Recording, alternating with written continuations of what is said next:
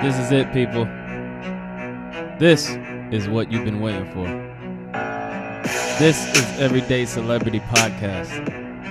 The podcast for everyday people with everyday problems, trying to find everyday solutions to accomplish everyday goals. Let's start the show.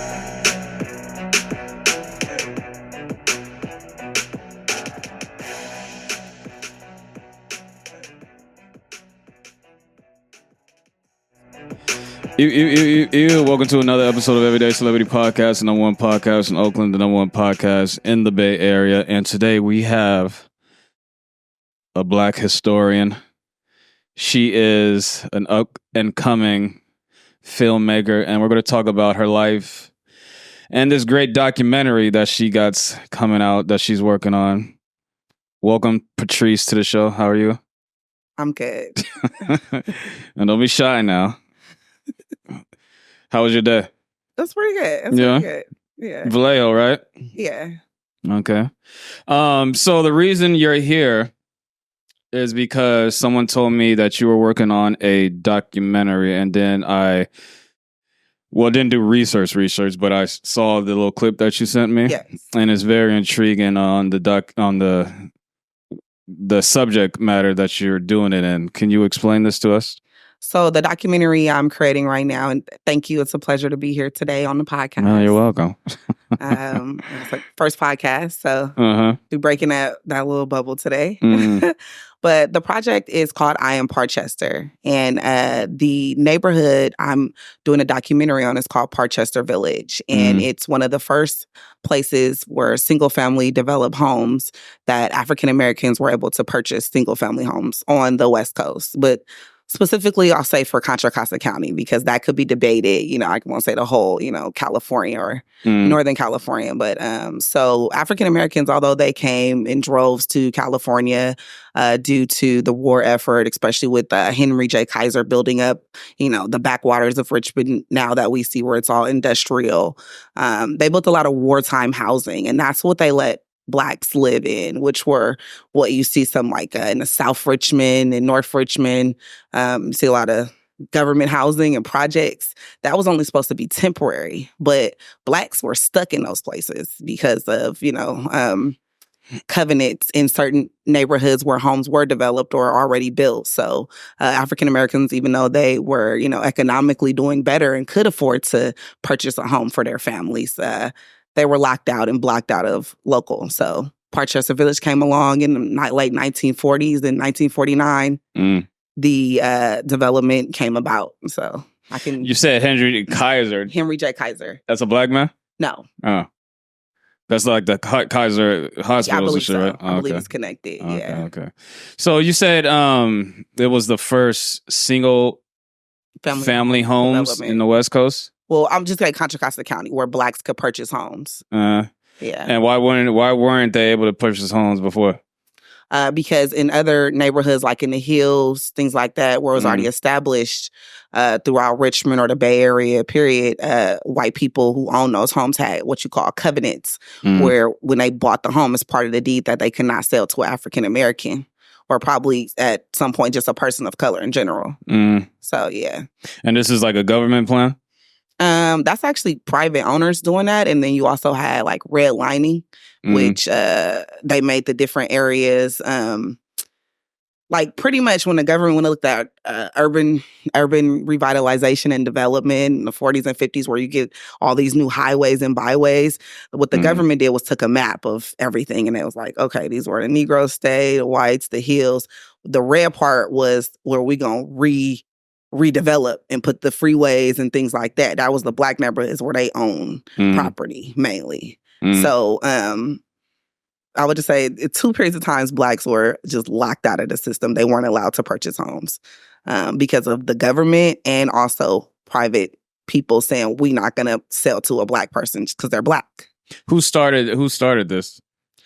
Like who came up with the idea to build these single family homes for Black people? Okay, so for Parchester Village, you had a man named Fred Parr, and that's where you get the Parr for Parchester. Black man? White man. White he man. owned all of that kind of marshland development out there where Richmond Parkway goes through. That's where Parchester Village is. And it sits between, it's kind of like Who Wants to Live There? Because it's the property I have I'll show you a slide. It sits between two railroads. I think it's the Union Pacific and I can't remember the other one right now. But so he decided it was like a group of black pastors, like 10 or so black pastors, because all the streets out there are named after these black pastors.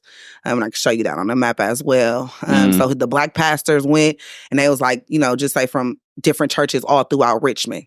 And they was like, yeah, because that's when actually the pastor was doing his job in the community and being like, okay, so we need somewhere to stay. Like I said, they was locked out of being able to purchase homes, even though they was coming here, getting good jobs. You had the steel mills here. A lot of African Americans at that time worked at the steel mills, also in the war effort on the ships, different branches of the military that lived here. And also other industrial jobs that were here for This Black. was, I don't mean, this is 30s, during 40s, World War II? Yeah. Okay. Yeah, World War II. Yeah. Okay. Yeah, because 40s, 1944. Yeah. So, that was during that time. Blacks had already been here, but then it was like that, it was like the population probably like quadrupled because of the war effort and how many jobs that was bringing to the area for Blacks. So the concerns of the local people, of course, who's working in the shipyards, living throughout, because we lived in tenements. Like I have some photos of that out in North Richmond. So we was just out, they pushed us out in the wastelands because that's now where up Richmond Parkway, where you have all of the refineries like Chevron. It's giving everybody cancer.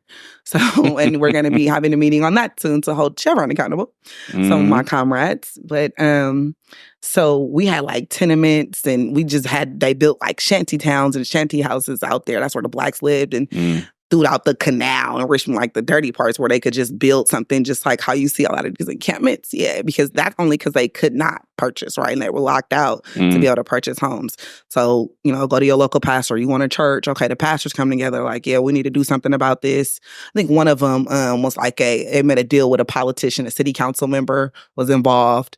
And then also Fred Parr. And Fred Parr was the developer. He had the land. So the politician with the black pastors went to Fred Parr. And then they was like, okay, they agreed to allow this development and allow Blacks to be able to purchase homes there. Now, Fred Parr, do you know the history of him? Not yet. No? Not yet. So you don't know if he was like a racist or some shit? I wouldn't say necessarily. Was he in politics? No, he was just a regular old dude?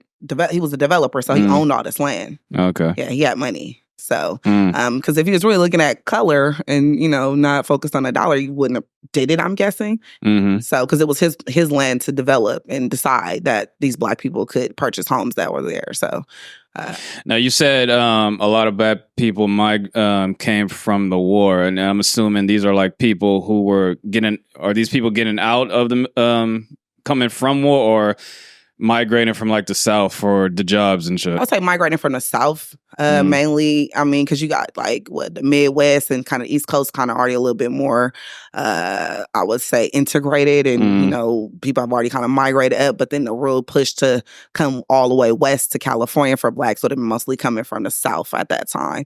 And they're coming to work those industrial jobs that were war related. How you have like the Rosie the Riveter, most of those was Black women.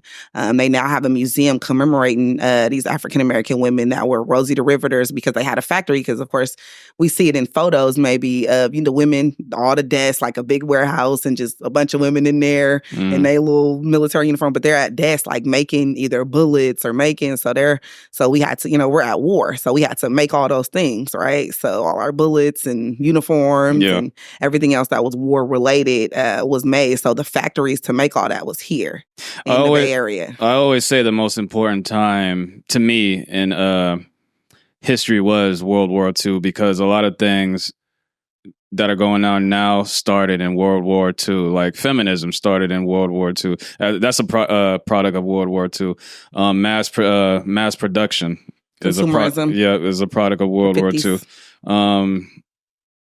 And a lot of things like the Jeep. Yeah, it was created. That was created in World War II. So there was a lot of things that from World War II. That's why it's so interesting to me in history. But so you say you're making this documentary. Why is this so important to you to share to the world? So Is this a story that hasn't been told yet, or is it close to home for you? So it's very close to home to me. I can say it's a lot of reasons. Not only do I care about, I guess, the social health and welfare and the future condition of Blacks, African Americans, my people worldwide, our stories need to be told. And when we look at a Parchester Village, we see Black excellence. They have several social organizations. The people that came out of Parchester Village, you got lawyers, you got doctors. A lot of those people were born in their homes, in those houses, like in the village. Also, like it's like, oh, I'm born and raised from here, and it was a family. Like the village piece of Parchester Village, like. It was truly what I would say, like a African village that we needed, because the mothers that had to work, they went to work. The other mothers who was able to stay home was there, because this is like an enclosed kind of, it's like only one way. It's two ways really, but it's like you can't really get in and out. It's kind of like circular streets, how it's, I'll show you on a map. But, so just the village, the Parchester Village mentality is something that was really like prevalent and important to look at, because we don't have that today. Is your family from there?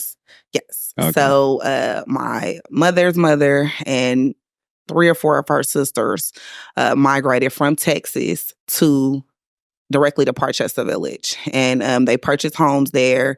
They bought their families. All of them had about 5 or 6 kids. Damn. Yeah. And niggas was getting down back in those days. Yes, they were. They were, all of them were married, of course, and had a bunch of kids. They owned their houses. And it was just like Blacks. Finally, you drive down every street. Hey, everybody's in your neighborhood Black. They all doing well. We all got decent jobs. And you go to, like I said, the women that had to work, they worked. The other mothers that was around would be outside. And okay, I get the kids from the bus. It's like, it was a real family, like a whole like family, a village of people kind of working together. And as we, climb from honestly just obscurity as a people in this part, because we couldn't have this, and we were segregated.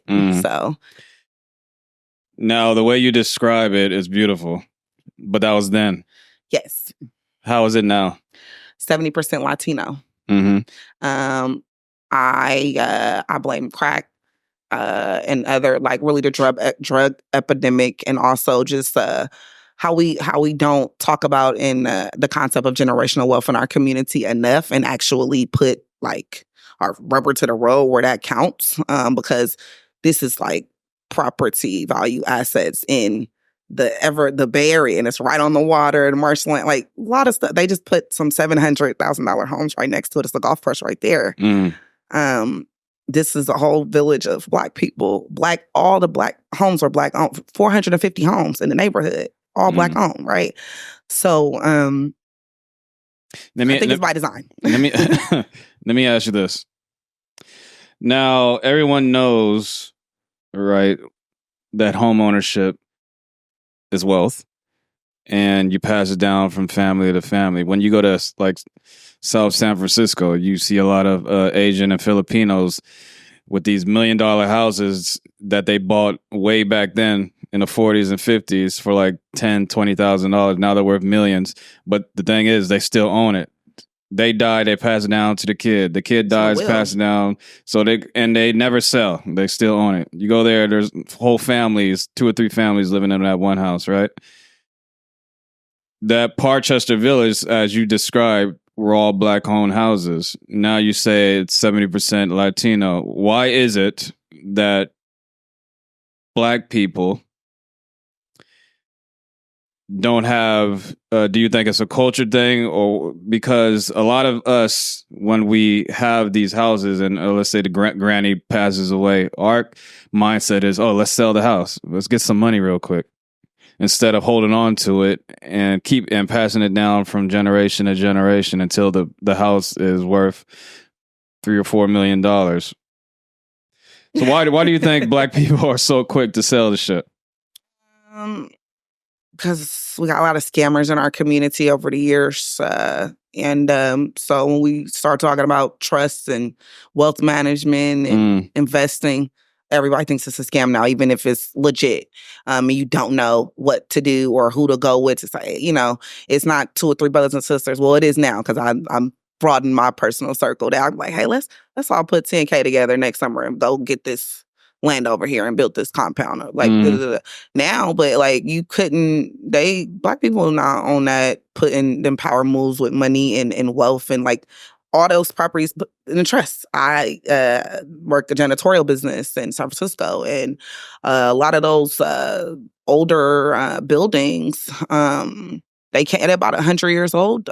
Their grandfather came in the 1920s and purchased the building for $5, right? And, it's like, I met one of the clients, she just got handed like 10 buildings since the grandfather passed away, and there was like the aunties didn't want it, and she flew in from out of state, and she's coming in and inheriting 10 multi-family, like multi-unit buildings in San Francisco. In 2024 that your grandfather bought 100 years ago. Did your family, you said your family lived in Parchester Village, right? They own their house, correct?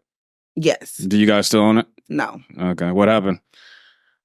So my grandmother actually moved from Parchester, and she did purchase a home close by in Richmond. But when she passed, like, I think my uncle was living with her, and I think they end up selling it, or they just let it go because they still had a mortgage on it or something like that for that particular home. So, yeah. Okay.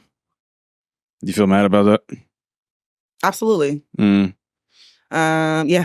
Because I'm doing a documentary on a neighborhood, and my family does not own a property there right now. My last great aunt's daughter, so my first cousin, she's my second, I'm sorry, sold their home there. And another family I was just speaking with sold their family home. Of course, I'm doing a documentary, right? So I'm talking to people, and then they're like, oh, yeah, you lived on this street.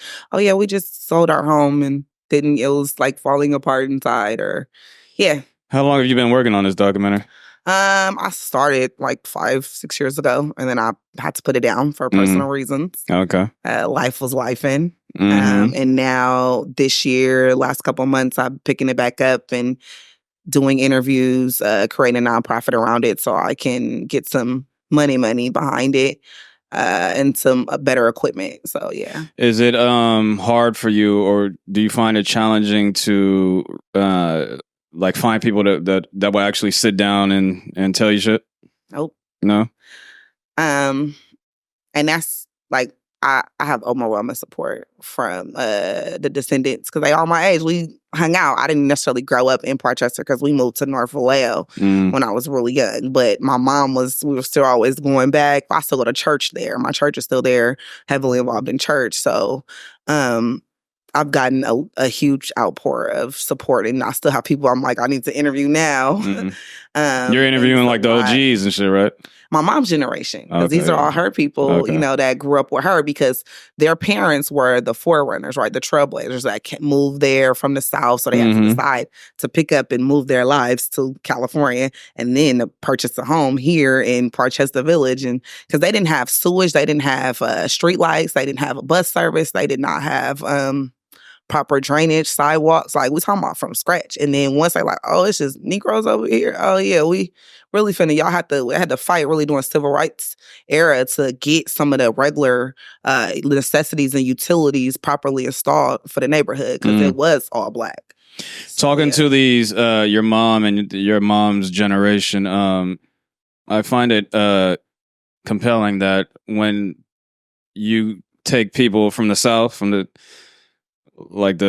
Jim Crow South, and then they come to California, what that transition was like. Do they describe that to you? Well, see, that would be my mom's parents. My mom was born and raised in Richmond, in Parchester Village. So, I would say everybody always called the people from Richmond real country anyway. And especially Parchester, they really, I guess, from what I'm hearing, they used to rag on when they was at school and stuff. Oh, here come them them country boys and girls from Parchester Village. So some of the mannerisms, but I feel like that's where the good part was with, creating a village, really, because they were from the South. So I would say my dad had more of a direct experience, because he moved while he was an adult from Mississippi to Oakland, California in 1971. So what a time that was in Oakland, because he talks about, his run-ins and involvement with the Black Panther Party and things like that. So now I was like, oh, that's good times. Right. Was he in the Black Panthers? No, just one of the men in the corner, like, what's up? I always believe if I was alive during them times, I would definitely been a extremist Black Panther. Probably would have died. You know what I'm saying? I find myself right now. People say I used to be so radical. Like when they follow me on my platform, like my Facebook, I'll just say whatever. And I really calmed down because I was like, I have children, and I was like, I don't want them to get me before my kids get a certain age. It's because you think whenever you speak out and you are radical about real things, and people start to listen to you, you're influential. What's gonna happen? Yeah. So yeah, I mean, it's always and there's nothing wrong with loving your people. Like white people, there's nothing wrong with a white person saying, I love being white. Even though if I was white, I wouldn't love being white. But like a Japanese person, there's nothing wrong with a Japanese person saying, I love being Japanese. But the thing that makes it wrong is when you say other people are bad and you are the ones, and that's where that whole conflict comes. But there's nothing wrong with being standing the same. I'm Black and proud, Absolutely, absolutely. So let's talk about the beginning, right? Where are you originally from? So I was born out to Bates Hospital, Berkeley. Oh, so you're from the Bay Area originally? Yes. Okay. And of course, like I said, my dad had moved directly from the South to Oakland. So we lived like 106 in Dante, so like deep East Oakland for a very short time, right? And then we kind of slowly migrated back. We lived in Parchester for a little bit of time. We lived in what's called Montalvan, which is kind of like Hilltop, San Pablo-ish. It's on the top of, like, Parchester is down Richmond Parkway, and Montalvan is at the top of the hill right there. Both parents were in the house? Yes. Okay. Yeah, and then we moved to Vallejo, North Vallejo, because my mom, she had some ex-in-laws that were from North Vallejo in the Crest, so we moved right in North Vallejo, right by Six Flags over there in North Vallejo Park, Kings Market, all that. So yeah, that's where they purchased in '96, and I was raised there until I graduated high school, and then went to college. What college did you go to? I just went right up the street to Sacramento State. So I lived on campus for my first year, and I had to move back. Yes, so I had to. What were you studying? I'm a history major. Okay. Yeah, I'm a history major, and I went. I don't know. This is when I started for young people. Is I went to the orientation, and I was like, "Oh, I'm about to be a farmer." I just looked up stuff to make money, right? So, because I wanted to go to the South, I was in programs, a lot of scholar programs, things like that. African American scholar program called Willie B. Atkins, which is in the Vallejo School District, and we went to the South. We toured all the colleges out there, HBCUs. My last 2 years of high school, and my dad actually graduated from Alcorn State University, which is in Larman, Mississippi, and as all of his other 5 siblings, they all graduated from HBCUs and they're school teachers. So I was like, I'm going out there. My mom at the last one was like, no, I don't want you to go to Mississippi. She didn't want me to go to the South. So I ended up I applied at some local schools. I got into Sac State, and that's where you're the only child? No. No? No, my dad has 4 children. Okay. I was raised in a house with my brother. We're 3 years apart. I'm the baby of 4. Do you regret not going to the HBCU? No. You like going to Sac State? I'm glad I stayed in the Bay. HBCU. I am an HBCU. I don't even need to. I'm not. I feel that. The pride of the sororities, fraternities. I'm like, what does the African become a Greek? Like, it's the other way around. But anywho, that's pretty much. I mean, because we got a lot of culture here in the Bay.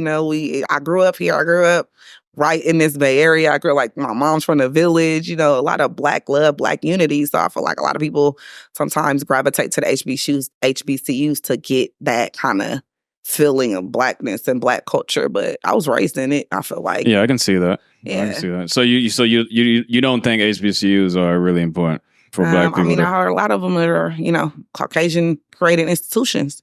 So, yeah, a lot of people don't know that. A lot of HBCUs are named after white people. Yes. You know what I'm saying? A lot of people. So who's really, what the curriculum? Is it Afrocentric? Just because it's a HBCU, what is the curriculum? Is it Afrocentric? And right now, all of our little young African, you got some African blood in you from whatever percentage your education and curriculum should be Afrocentric. So when did your love for history start? Was it as a child or? Yeah. I actually wrote a story about my father. I said I grew up in a house with a man. My dad is 76. I hope he's 70. I think he's 76. We just celebrate his birthday.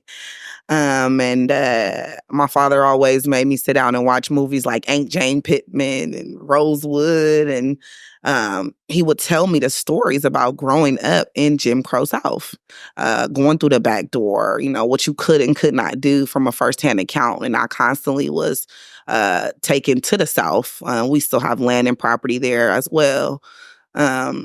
So it's just like I was shipped down there a couple weeks in the summer, a couple weeks in the winter. We have family reunions every 2 years.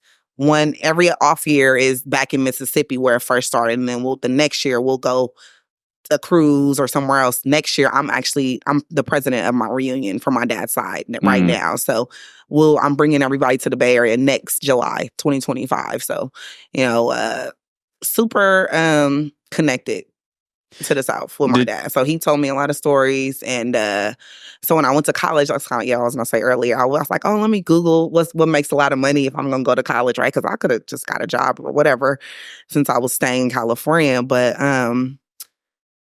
I was like, I think I did it to be a pharmacist. I put in my paperwork, did the orientation because I was seeing how much money. But I went to the orientation and they had all these like math classes. And so I said, oh, yeah. Nah, baby, this ain't gonna work. So I just switched my major to history and I never looked back. I didn't say nothing. I was like, because that was already my love. So yeah. Did you get anything from your father? Because I'm a black man growing up in the South, I believe I would have hatred toward white people. Did your father show any signs of that?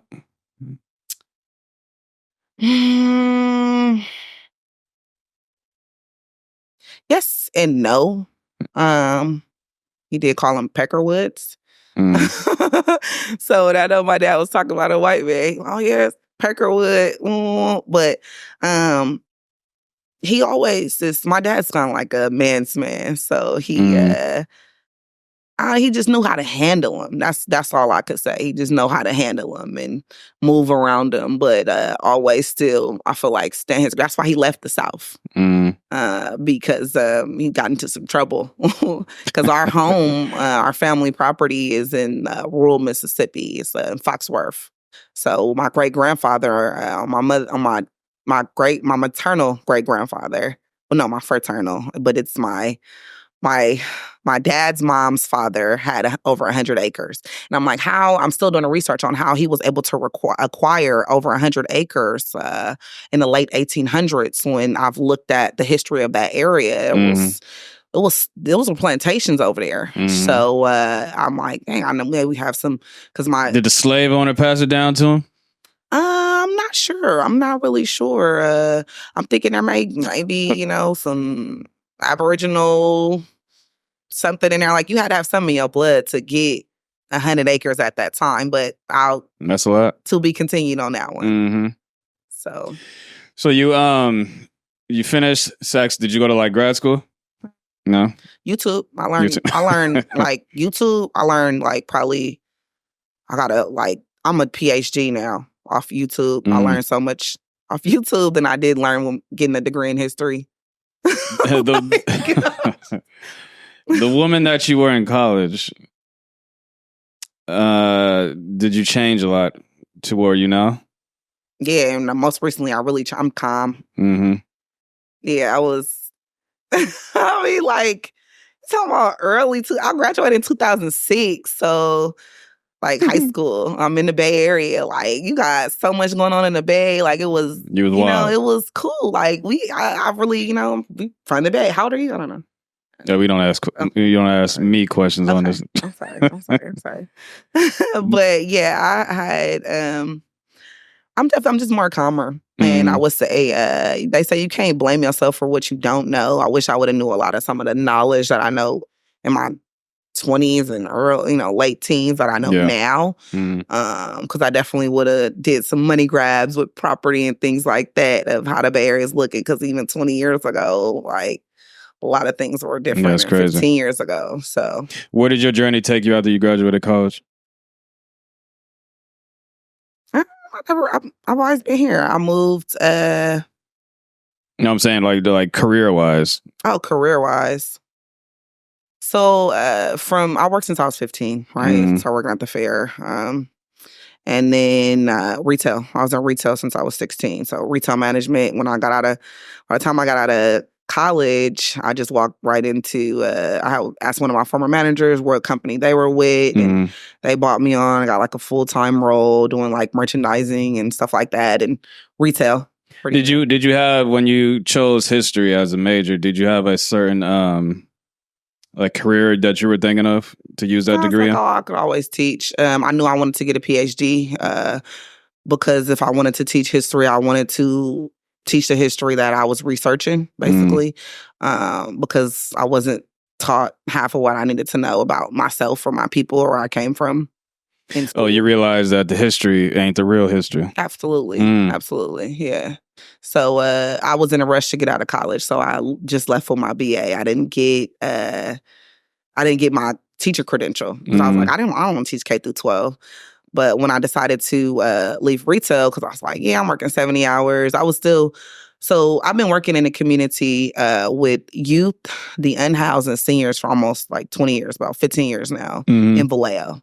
So I was already doing that, and I was doing it for free, doing large scale events, but on a volunteer basis, right? So putting on these events and things like that throughout the city and working in different programs. And I had worked for being employed for a youth program in the city already as well, like when I was in high school and stuff. But I was like, okay, maybe I need to switch because they stressed me out in retail management. I was like, I was really good at customer service. So that's why I was good at retail and retail management and merchandising. So that's talk to you right, make it look good. We good. Run you some numbers, get this P&L statement out of here.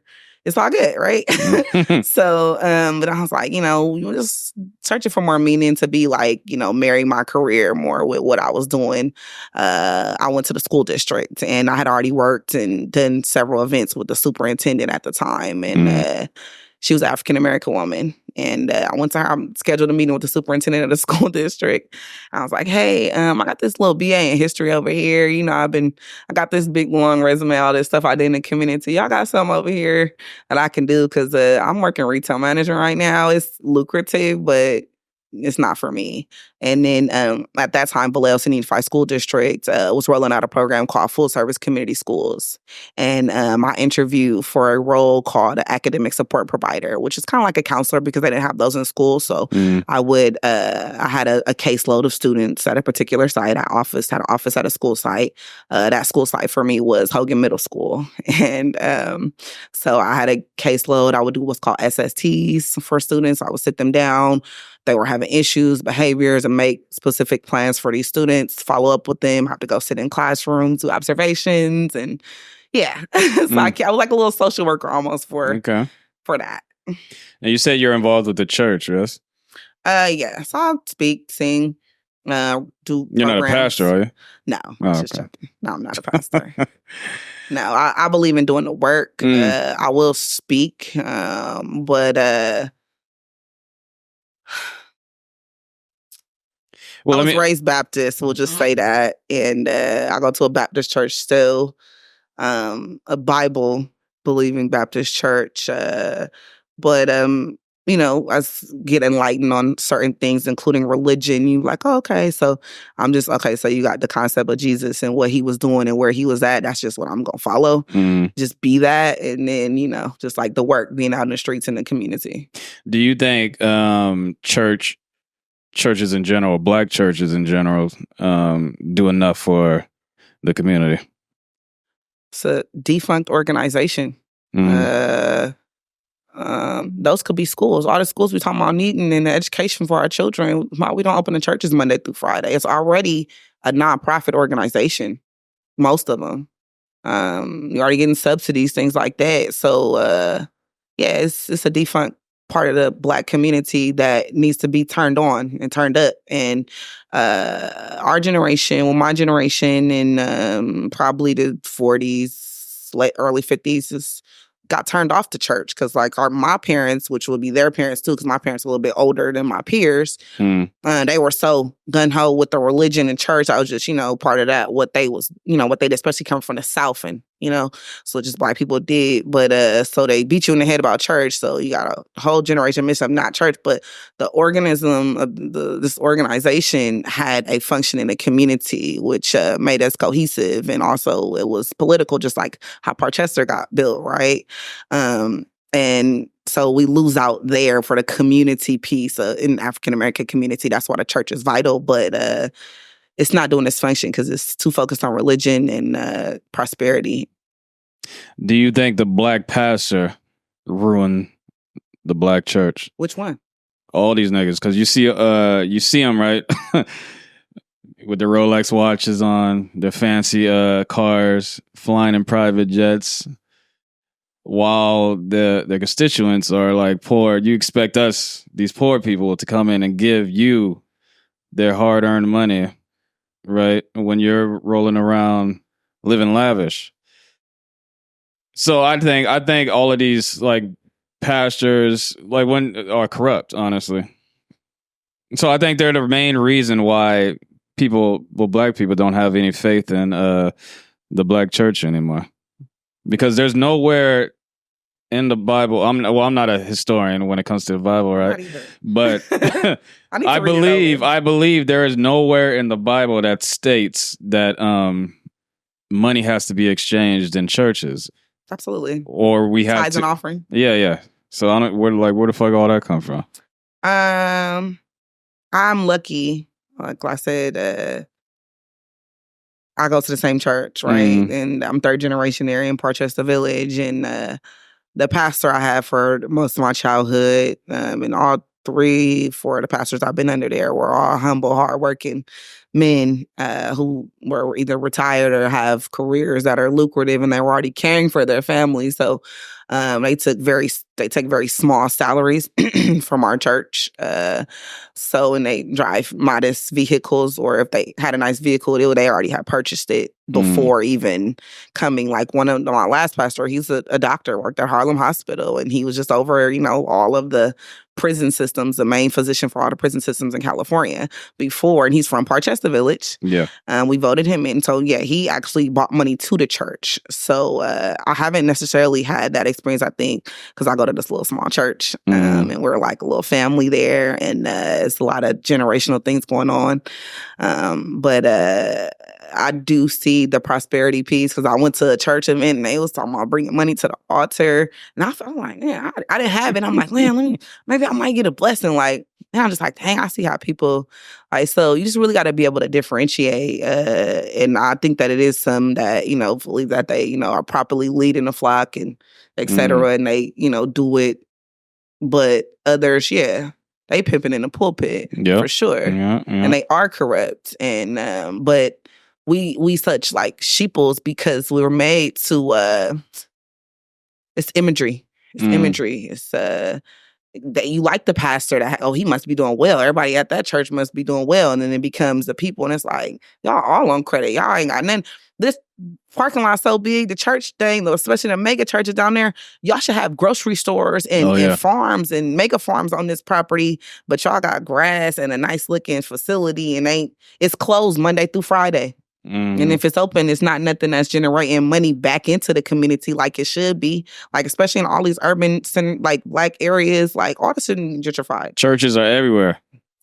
Churches are everywhere, but no businesses to follow. And I've seen that example, and like they're like one-offs in the South, just different documentaries I've seen on the internet where a church actually like opened a restaurant like on the property or like next to it in town. It's like a small town, and they work there. They get the money from there, and then they start getting food from local Black farmers, and they have a pantry. I'm like, okay, like this can happen, but it's not happening enough. Now, speaking of churches, rake up through the mud. Something that bothers me, right, is when we just had an incident with Sonia Massey. Everyone knows, you know that story. I didn't want to watch the video. Okay. You haven't seen the video yet? No, I seen the beginning of it, and I was like, I can't wait. Crazy video. There's no denying that she was murdered by a fucking racist pig. Now I bring her up to say that every time something like this happens in the media, what do you see? You see all these pastors come out of nowhere saying, "Oh, we need to pray, we need to pray, we need to pray."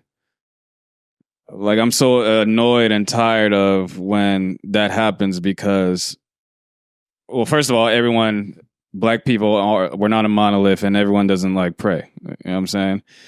And praying doesn't get us anywhere, to me.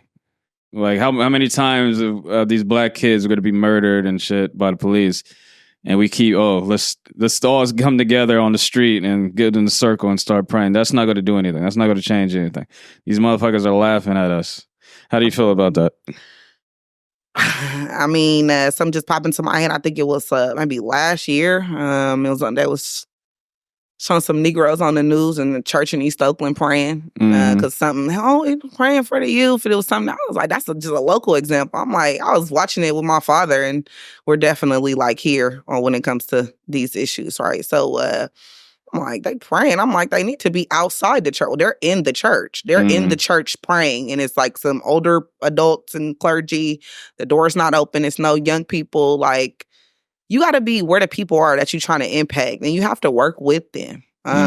It's okay to pray, but what are you praying for? Who are you praying with? Like, I don't know. I just feel like a lot of the efforts are like kind of they always going to miss their target unless they go right to it. And I think like the people I don't know if that generation is the people that is like scared or whatever, because they know in real life, like, y'all pastors or whatever, they be like bougie or acting above. Like, you don't normally like interact with this group of people that you want to impact on a regular basis. So it's hard for you to connect with them. So you just stay in your shallows or whatever. And hey, let's come here in the Cubby house where we're safe and just pray for these niggas. And pastors are not like the leaders of the community. Used to be where the pastor lived down there, everybody walked to church, or they riding together, and or they they live like that community, the village, that we don't have those little things no more. So it's like, yeah. You have children, yes? Yes. How many? 3. 3? Okay. Yep. Old? No, they're very young. Yeah. Okay, so when you let's go back to this documentary. So the first, because I want to talk about the process of the beginning. When you first got the idea, what made you? When did the idea come? You say you've been working on this for 5 years. Like 2017, we shot the first. No. Before you even did anything. Yeah. Like, what made you say, "Oh, I'm going to make a doc"? Because you don't have a background in filmmaking, right? No. Okay. I'm just a little junior historian out here. I know we gotta document it somehow and film, but so with the making of I Am Parchester, I came up with the idea because my friend, my videographer, my ex-boyfriend, he was at the time teaching himself to do videography, and that we were living together. I didn't have children then, and of course, I got a major in history. I have a degree on the wall, and I'm like, okay.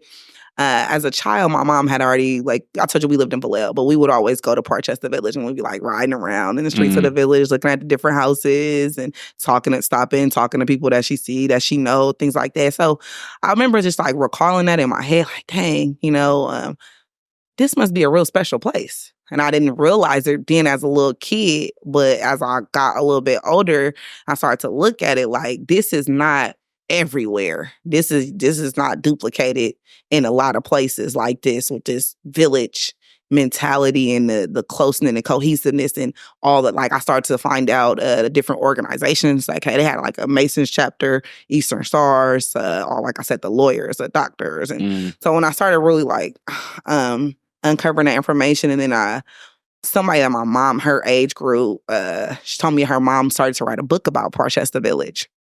I have that, the little bit of book that she started. I have a copy of that. And there have been a couple like short documentaries, like KQED did one. I think it was another guy that was from Parchester, did like a very short one on it. So I was like, I just woke up, I was like, I want to do this documentary. And he was like, because actually he was just started his media company as well. So self-teaching himself, how to edit, do the videography, things like that, but like launching a media company because at the time he was teaching me about how to create corporations, C Corp, S Corp, LLCs, things like that. So in developing that, how to create the business, the corporation, the entity. So it was like, okay, we're going to come together. This could be your first kind of thing. So we created a contract. We went to my pastor at the time, and we did a contract with him to start the film, which he gave us a financial contribution to start the film. And that's what it was. I wrote some questions down, and me and him, he knew somebody he was working with in Richmond at the time because he's from South Carolina. And we were living in Vallejo at the time. And he knew this other guy named Mark Johnson, which he's on one of the clips in the beginning where he's walking through. He knew Mark because they were learning film together. I forgot how they knew each other. But so yeah, he linked with Mark. He knew about Parchester and linked with me. We started doing walking tours of the village. And I just started like reaching out and telling people I was doing a documentary, and it was established from there. So what are some things that you've learned while filming this that you are shocked to find out?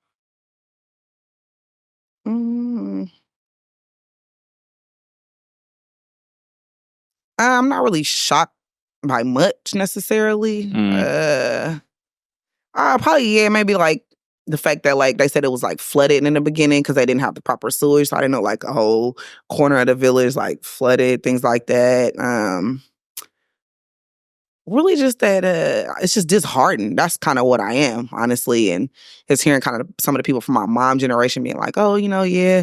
So, you have this feeling of nostalgia as we're going through the interview. We get towards the end, we're like, what is the legacy of Parchester Village? What, as we get to the questions and wrapping up, and it's just like, but it's not the same, and I'm just like, it's y'all generation fault almost. Like, you feel me? I can't really say that to the OG because I appreciate them being a part of my documentary because they are Parchester, right? Because they grew up, they're Parchester babies. But it's just disheartening how it's 70% Latino and we didn't expand. The community center in the front used to be a strip mall. It was a club there, Black owned. It was a laundromat, Black owned. It was a small grocery store. It was Asian owned and became Black owned. And there was also a little Texaco gas station right there in the front of Parchester Village. And none of that is there? No. They redeveloped that piece of land to put a community center and a baseball field and like a basketball court and a playground. And I'm like, so the economic prosperity piece that went along with, because when you go somewhere like, okay, I'm moving to this land. Okay, what am I going to produce to be able to suffice? Either I'm growing my own food and I'm eating it, or I'm growing a specific crop, I'm selling it and I'm making money. Like, you have to balance out. You just have homes, but where people need to shop. They need these necessities, right? So they needed that component because then they had to start traveling and going because there's nothing out there. You have to go on a long road across a railroad track to get to another store or anything else. So it's kind of like an island on its own. That's why they was like a village too, because it's out there by itself, basically. Is Parchester like similar to Black Wall Street in a way, or no? I didn't really. I've seen some maps. I would say it's a little Black Wall Street, just like I would say North Richmond was a little Black Wall Street because they had Black businesses and things like that. One of the main little clubs, this place called Miss Minnie Lou's, and it was like beautiful diner. I have like a little photo I can show you of the women, how they dress, and they're behind the counter. Like, this is Black. I'm like, I look at I'm so proud. I'm like, our people had this nice looking stuff. It looked in the black and white photo. Yeah. It looked this good from the 40s and the 50s, and we ain't got not a drop of nothing right now to go in and be like, look at this this beautiful Black business. And, like, I'm like, okay, we don't want to, patronize our own. We see when we go to the Black businesses today, it's but we've ruined that for ourselves. Like I said, but when we were segregated, that was better, honestly, because you had to go, and that's the spot, and you have to hold yourself to a certain degree. Yeah, I always say segregation was the worst thing to happen. The end of segregation, integration, was the worst thing to happen to Black people. Yeah, because it took the black dollar out of the Black community and put it in the white community. Yeah, and then the Asian and East Indian is now back in your community, continuing to get your dollar. Yeah, because we have the money in our community. We spend it every single day with somebody else. Yeah, I mean, Black people are probably like $3 trillion. Yeah, I've heard that number. And that's how much they owe us in reparations too. So just think if we put our money together that we have, and then if we ever got a check like they giving the Ukrainians and all that, they ever just gave us a little bit of that. Well, that's why we never really gonna get it. You believe we should get reparations? Absolutely, in the form of cash payments.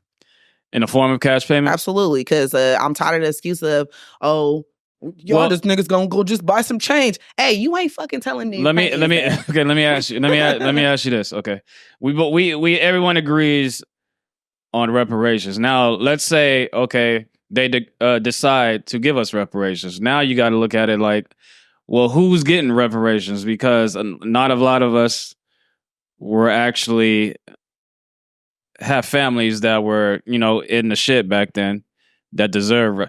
So my question is to you, if you were in charge of reparations, right, dispersing everything, first, how would you disperse it? You just said cash payments, right?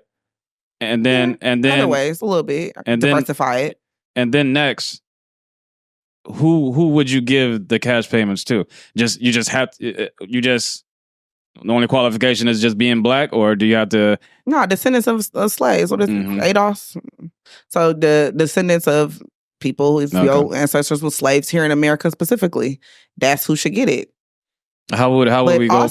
Also, let me say this because it's not just that simple, honestly. So let me. Yeah, because how would we go about proving that shit? So, we got the slave rolls and the slave records, and those are being saved and digitized right now on a large scale throughout the South because of this fact of, we're going to have to prove something. We got to bring some paper. We got to bring some papers, but they don't. But it's all good. That's how they do.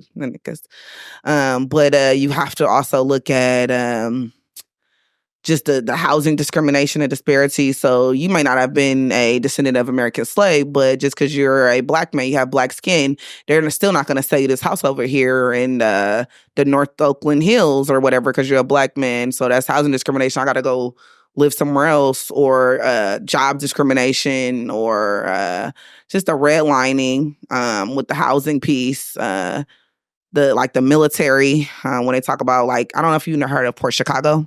Okay, so the Port Chicago it's in Concord, and I didn't know it was 350 Black men. It was a blast. So they let you in the military as a Black man, but they had you in Concord loading railroad cars full of ammunition for the war effort to get them out of there. Because remember, we was making the bullets right here in the Bay Area.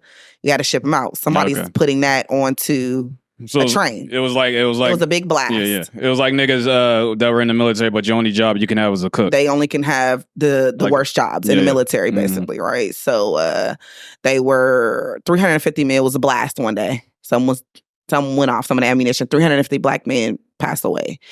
It was about, I think they said, was it 50 or 90 of them that refused to go back to work. They was it's unsafe working conditions. Y'all need to change something, blah, blah, blah, blah, blah.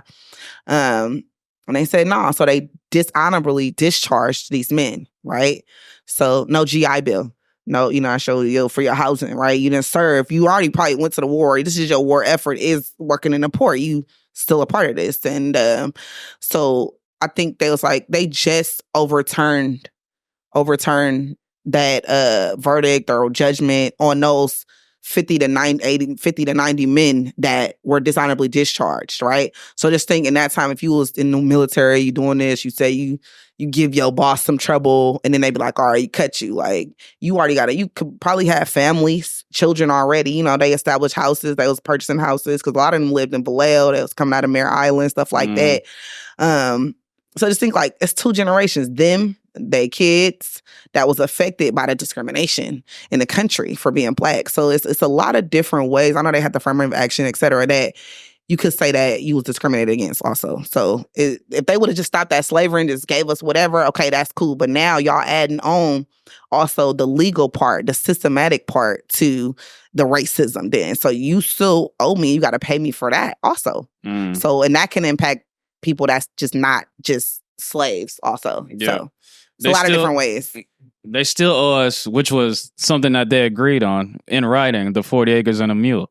Yeah, none of them niggas got the 40 acres. It's Sherman's field order. I forgot, it's like 14 or something like that. I was just looking it up, but so supposedly you could stack that act is could still be reenacted. I believe it's like you have to kind of like pick it up politically or something to get it moving. But yeah, they still ain't close out a lot of things. But if you don't know, how would you know to get your brothers and sisters together to go after it and do it? Did you hear about? I think this was in Southern California, like LA. There was this beach. Yeah, the beach. Yeah, and it proves it goes to my point that you can get 50 Black people. And they're going to have 50 different ideas to how to do things. No one's going to have a cohesion. No one's going to be... we're not going to be together with one idea. There's going to be 50. Everyone want to go in different directions. And that would happen to that beach. Because they family, right? They got the beach. They got the land back. But then some people wanted to sell it. And some people wanted to keep it. They was already like genetically integrated. So... what was the final? They sold it, right? I looked at them and I was like, yeah, nah. Did they sell the land? That's what I think they did sell it back for a fraction of the worth. Yeah, but them descendants wasn't. I want to say you and I. They wasn't us. So yeah, looking at them, I could probably see that they had already been. Yeah. So that's what I say about Black people, right? Because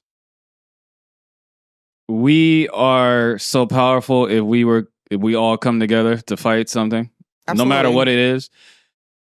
But I don't think that can never happen because there's too many people that have different ideas. There's too many people that don't want the fight. There's too many people that would rather cross the picket line and go back to the white side and help and be with them. There's too many Black people who look in the mirror and hate the fact that they're Black. You know, there's too many people who are naive. There's still niggas to this day that are going on national TV say racism doesn't exist. So, and I feel the last time that we were all together was in the 60s, the civil rights. Yeah. That was the last time that every Black person in America was standing together and had one simple cause, and we all came together. Because if you look back at what they accomplished during that time when niggas was getting hanged, it's crazy to me. And that can never be done today because there's too many different... niggas ain't like niggas back then. You agree? Yes and no. Only because I definitely agree with what you're saying is... during the 60s and into the 70s, but you got to realize what happened there was the crack cocaine after that. But so you got the breakdown of the family and even like the welfare system, et cetera, where the man couldn't be in the household. So that's the breakup of the Black family that happened. In the 30s, they say was a time where Blacks in America in the Great Depression, where Blacks just stuck together at an all-time high. So now in 2024, the niggas gonna have to go further down into a worser position in order to be like, oh yeah, you not my enemy. But it's so entrenched. And we look at a Sexy Red or anybody else that we're seeing with this imagery and what's put in front of us and what's pushed on our children, homosexuality, et cetera. All of these things, even the cartoons and I'm seeing a little bit of change and people be like, oh, kind of that's too far. Like some Black people starting to speak up. So it takes like 2 or 3 to be like, yeah, we gotta kind of just gather over here. Like I said, and you got 2 or 3 people that's like, okay, I'm gonna have $1 million next year. We all put our 3 million together, we make this work. And then they got to see it to believe it now, right? Because we got so many scams and snake oil salesmen throughout the history. And they have to see it. You have to see the positivity and that it could happen and that it could work. And it just takes those few little Black millionaires becoming billionaires but actually like care. Like I don't know. I see the superstars and the celebrities and they be like, oh, well, they don't owe it to the community to come back and do anything. But I'm like, dang, like for me, if I'm like, let me hit it big or do something that just pop off, like I need, like, I guess I want to make a family compound. Like we all in here, like, okay, you got you, because just I'm on the high on the hill. I'm big on family. Like I just had a family event last week, right? So at my house, and it's like if they not winning, then I got my people still calling me like, oh cousin, you know, or sister, we doing bad, girl. Like we all have to make it. Like so, you gotta kind of pull up at least your circle and those around you to live, and then they can, you know, and then it hopefully comes a ripple effect in each person's little bubble of the community, and then it just kind of is an uplift. But it's all gonna start at the bottom. And it starts with 1 or 2 or 3 people, because like when we was moving and coming west, like, you know, some of these books I have here, it's like talk about the Black cowboys and stuff. Well, no white boys, no cowboys. They was cow hands. The cowboy is a Black man, and because they's a boy. They no white man want to be called no boy. Buffalo soldiers. The Buffalo soldiers. The Indians gave them niggas the name Buffalo soldiers because they said they were the bravest Black people they seen. Yeah, see, I haven't heard that before, but that's dope. Yeah, that's where the name Buffalo Soldier came from. Yeah, I didn't even know that. So yeah, that's dope. So it's just like, I don't know. I think the Black man, the Black woman is the most powerful people on the earth. And we talk about parables or analogies when it's like the least is on the bottom, or you know, and it's trickery at the top when you looking at and how it looks like. Everybody is stomping it is better than the nigga and hates on the Black. That's how you know that it's not, it's the opposite. Like we're so beat down and downtrodden and hated on by everybody, I feel like. But how do you feel about do you think society is turning the Black woman against the Black man? Absolutely, but it just takes a few to call it out. That's why we need kind of our women now that's why we need to go back to educating our own children again, because the Black motherhood, like that is like, I pride myself on trying to be the best mother possible and knowing and always hard on myself, like I have room for improvement. But we're the first teachers, how you run your household, what your role is as a woman, period, and especially to a Black man as a Black woman, because we go together.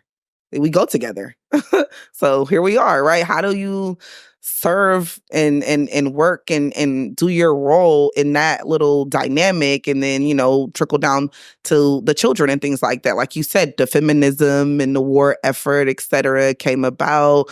I guess when they said women started smoking, that was the 20s, flappers and stuff. They started smoking cigarettes, whatever. They started music. Fuck that nigga. Like when we changed from 99.9 to mid to late 2000s, it was nigga can't pay my bills.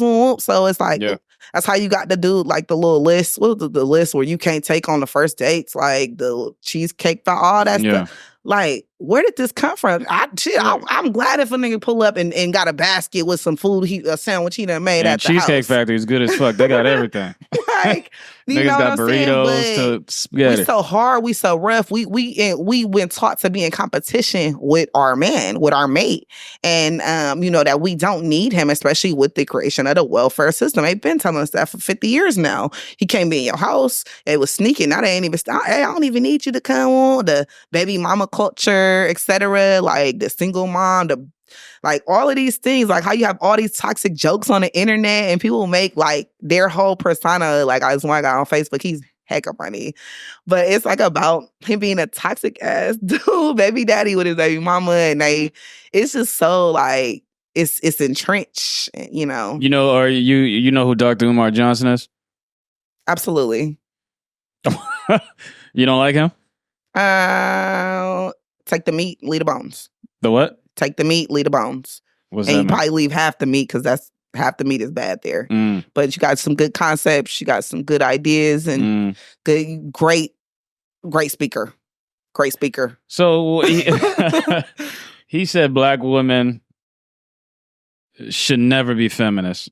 That's something that is taken. That's turning black women against black men because it's producing a lot of lesbianism, right? It's producing a lot of women who say they don't need the man. It's it's the white society that's telling these black women to be feminists and be like, oh, you don't need this man. Like, come over here and march with us, like shit like that. We wouldn't need to be feminists if we played our role and focused on the family and being a partner to the black man, or just even if you say, hey, I don't want to get married or find a black man. Like, okay, well, how are you? We should all still be in the mindset to play our role and our part as a black person or a black woman in the black community and impact the black community for the betterment of the community, whatever your job is and your career goals, et cetera, how you move. And we need to play our role. That's just what I would say with that. Like, because now we realize so much, like we're our children's first teachers. Yeah. It starts at home. So yeah, the black woman, and as far as like with the black man, we really need to find ourselves and play our roles. Our men, of course, from slavery, what did they do? Like mutilated them in front of everybody, et cetera. This is all, so that's on purpose. Like, they used to cut their dicks off and put them in their mouth when they hang them. There you go. So, watching that and knowing, like, during that time, that's when a woman, she had to, but she was still feminine as hell, probably to, her slave man at the time. But after a while, it's like they got to be so strong. They got to fight off master. They got to look at you getting beat down and all of this type of stuff. Like, so this is over a lot of 400, 500, 600 years now that we've been looking at our man and how society, and when you got out of slavery, it's like the man's the bottom on a totem pole. My thing is, I look at Home Depot. If them was black men out there in front of Home Depot, they would have been outlawed. Everybody standing in front of Home Depot for jobs. Like, we can't like get on and move. Like, the black man can't move like that. Like, I go somewhere with my black man and I'm like, I'm scared for his life at all times, probably. Like, especially if the police is involved, because especially if you got like, features and like, so yeah. Yeah, it's crazy. I forgot what I was about to say. You was talking about that mutilation. I think that yeah. Well, we were talking about reparations, and we veered off. But I think reparations should be given to us, but not in the form of cash, because all that's going to do. Let's say we give every black person $500,000, right? They're just going to take that money, and what are they going to do? They're going to go buy some Gucci, some Fendi. They're going to put that money back into their pockets. So what I think, because I mean, I'm really big on accountability. So and I know black people, and I know us because I grew up around us. I am us. You know what I'm saying? I know if you give each nigga $500,000, there's going to be some ignorant shit that's going to be going on. People are going to be driving, buying European cars. And we don't own European, none of these European companies. They're going to buy European fashion. We don't own none of these European brands. They all African designs and prints, all that Louis Vuitton. Yeah, I mean, but we don't own the shit, though. That's what I'm saying. Absolutely not. So the money is going back into there. I mean, half of these niggas their mindset probably won't even be like, oh, I'm going to go buy a house. The first thing they're going to probably think of is to go buy a car, a fancy car. Like imagine a nigga driving around in a Ferrari in East Oakland, all these potholes and shit, but they don't think about shit like that. So that $500,000 is just going to be recirculated back into the pockets that it was given. So I think reparations should come in the form of programs that's going to specifically benefit black people, schooling. Like, if you're black, you get if you get accepted into college, you get free rides. Any college you want to go to. Why would you want to go to any college? But I'm just saying, if you want to go to college, already know that's the cricket. It's true, but if you want to go to college, I mean, you have to go to college for for certain jobs. If you want to be a doctor, you need college. You want to be a lawyer, you need to go to college. You know what I'm saying? I mean, I'm not talking about, I want to be a painter. You don't need to go to college for that. If you I don't know, if you want to start a business, you can have a higher percent. There's going to be money allocated for you to be used specifically for Black people who apply for business loans. That's why I think because it creates generational wealth, not like a quick payoff. Well, that's what I think. So you better don't listen to respond, but I with that I'm just like no. Mm-hmm. Obviously, I don't agree with you that I agree with what you're saying in general, but I'm gonna link back up with the 10 people that I've been talking about getting and building with already, who are already doing those things, and in a motion to having multiple properties, businesses, manufacturing facilities of goods, and building educational institutions for our babies. And basically, so I'm just gonna link back up with those, and if at least 10 or at least 50% of the niggas go back to that, that's all we need. The rest, they can fuck off their money. We still here, bro. We still establish this Black bank, then they see, because they have to see it to believe it, right? So I'm just interested in the 10 or 12 people in my circle that's going to do the right thing with they 500,000, honestly. So, and not focusing on that, because they don't ask the Ukrainians, they don't ask, whoever else they fucking giving money to, Israel, and then what we see, they building a big ass pipeline and some more stuff. That's why they was over there with the Palestinian and all that stuff. Like now we see what that was about. Now they building some major structure with the U.S. directly with Israel or whoever. So, yeah, they don't ask none of them. These migrants is coming here that say New York, they was putting them up in hotels and they on charter buses, taking over old schools that have been shuttered in Black neighborhoods in the East Coast or Midwest. They were opened up to house and immigrants or whatever, and that was all like tax dollars and things like that. So that's all done on purpose. Yeah, they don't ask them. They the new niggas. That's their new voting. They're gonna be able to vote. Yeah. They don't need us because we're dropping out. There's the Kamala Harris. We don't want that girl in office. So they already know they have to replace us, and they have to act like we don't matter. They want a civil war between the Black and browns. And we not, because we're gonna be about our business, and that's why it's coming. It is coming, because there's already shit going on in Chicago. There was an immigrant who murdered, you talking about that way? Yeah. Yeah, the immigrant who murdered this Black girl. I think it was like a few weeks ago. I don't know the details of the story. I just knew that that happened. I remember seeing it. But they're bringing all these immigrants in. They're giving them money. They're giving them cards. Soon they're going to be allowing them to vote. And they're basically, and when Black people see this, they're like, damn, I've been here like struggling, blah, blah, and I'm a citizen, right? And then so it's going to create anger. And next thing you know, there's going to be political fights. And then next thing you know, it's going to spill into the streets. So I believe it's just like the FBI when they brought cocaine and crack into the COINTELPRO, into the community. So they know what they're doing.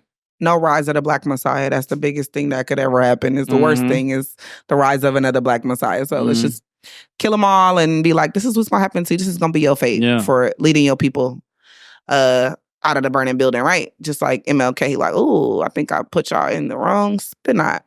What I was gonna say, but well, explain to you have books here. Do you want to explain these books? Yes, I do. So in doing a documentary on Parchester Village and being a history major, I know that it's a lot of information and background that I have to kind of I want to be privy on establish myself as a historian, right? So when I'm looking at the 40s, and going into the 50s with the establishing of Parchester, I was like, dang, I gotta go back to understand what it looked like before. What was the state? What were Black people doing? How did they get to California? Because I really wasn't taught that. To be born and raised here in the Bay Area, I know my parents' stories and stuff like that, but what was Black California before then either, right? And so we know, like, down Preservation Park, I think that was like where they used to have slaves going in and out. And now it's like a little neighborhood. It's like an event space right behind the African American Museum right there, right in downtown Oakland. So, yeah, in West Oakland, all those Victorians and stuff, a lot of those homes were then owned by African Americans. All this was like East Oakland, etc. Like, we owned a lot here. We owned a lot throughout San Francisco, which I did not even know. We owned the Bay Area. We was here. We've been here since the early 1900s. We were some of the pioneers, right? So we not taught that history, unfortunately, because even, into the last 50 years or so, that has deteriorated. We lost a lot of that property, of course, because after, crack cocaine era, et cetera, that was just the rest of it. The rest of us losing our property and the breakdown of the family, et cetera, of us being like a stronghold, the cultural stronghold that it was for African Americans, because our numbers were huge and we had like assets here. But prior to that, like, who were those trailblazers that came west, and how did they come? How did they come here? Where did they settle? I've heard like Allensworth. Haven't you heard of Allensworth before? It's a town in it's like I think they had the rail. It's in like Southern California, but once they took the railroad from running straight through there, that just basically killed the town pretty much. It was like, a bank, a grocery store, a church, and, houses around there, and they, water supply, et cetera. A small Black town. But once they took that vital resource, out of the way, like, oh yeah, let's just urban redevelop this and not let it go. This economic engine go straight through this Black community so they can continue to thrive and grow. But Blacks came as slaves to California even in the 1880s. You have one of our ancestors named Biddy Mason. She owned several properties, several acres. She had a farm, what is like part of now downtown LA. The African American Episcopal churches in downtown LA, like, she owned that property at that zone, and that established that church for Blacks at the time. And she was a Black woman. She came as a slave in late 1880s. Then here you had, cowboys. Because I had no idea that Blacks came as slaves to California. I thought I grew up thinking we were so liberal and this and that. And, crazy. That it was segregation. Niggas was slaves everywhere. That it was segregation up into the 50s and 60s, just like in the South. It was segregated here for Blacks as well. So I just kind of just like, in synopsis, just looked up how Blacks came to the West. What did it look like? What were their current conditions? So I know they lived in shanty towns, et cetera. So these are some of the books that I have. Plus my dad, I told you he's from Mississippi. I grew up with horses. He had 2 horses, and I have a little photo with them. But so I was really intrigued by that and just how Blacks came. So in this book right here is America's Black Towns and Settlements. It's a guide. The author is actually a friend of one of my mentor historians. She's from Vallejo. Her name is what is her name? Sharon McGriff Payne, and this is her book she did on African Americans of Vallejo, and I'm looking to do something similar. So it's just kind of like a pictorial kind of history on Blacks in Vallejo and the organizations and establishments they had there. So beautiful book. She also wrote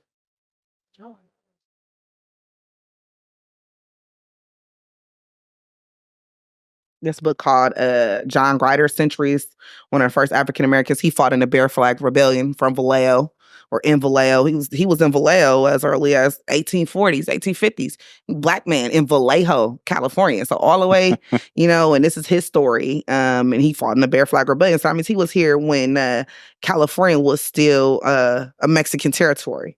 And those are her books. But Sharon Black people were before there were even slaves. There were Black people in California before the states were even. Absolutely. Oh, right. Like California is named after a Black Amazonian woman. Absolutely. Yep. Khalifa, right? Or yeah, absolutely. So this is her protege, Sharon McGriff Payne. She's my mentor historian. She's from Vallejo, worked on Vallejo history. his name is Morris Turner. He's from San Mateo. His wife had recently passed. I reached out to her and asked her, did she know him? And she happened to know him. And like she has sent me his number. I was like, oh my God, this book I got from, we got acquired the home my grandmother passed in Mississippi. And so he's still alive?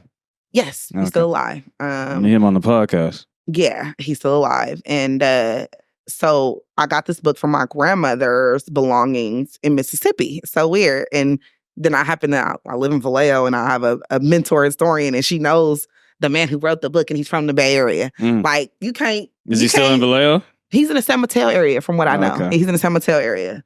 And so this book, I had looked it up one time a few years ago because I'm on a text message group with my cousins from down south. And it was worth like, it was not, I guess it wasn't a lot of copies in circulation. So it was like $1,000 to tell me this book was worth. I was like, well, I'll put it in a plastic book.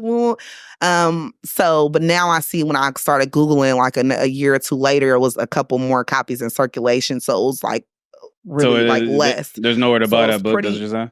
I want to look it up again because he only made this one. And a lot of these you would never know about. This is called Black Towns and Settlements. So it talks about for each state, where the Black towns were throughout America.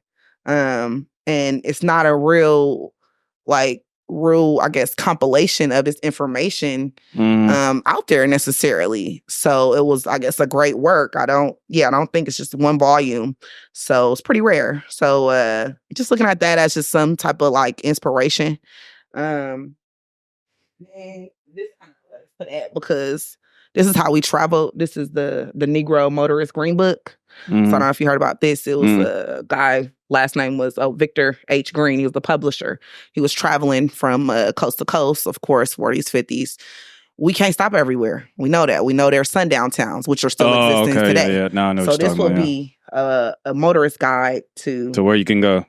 Absolutely. Okay. And throughout all the states. So then this is the compilation also, which will kind of marry with this Black businesses, or at least businesses. Is that the actual book that was going on? It's one of the versions, yeah. And I have two. I have two of these. One is actually on loan at the Historical Museum in Vallejo.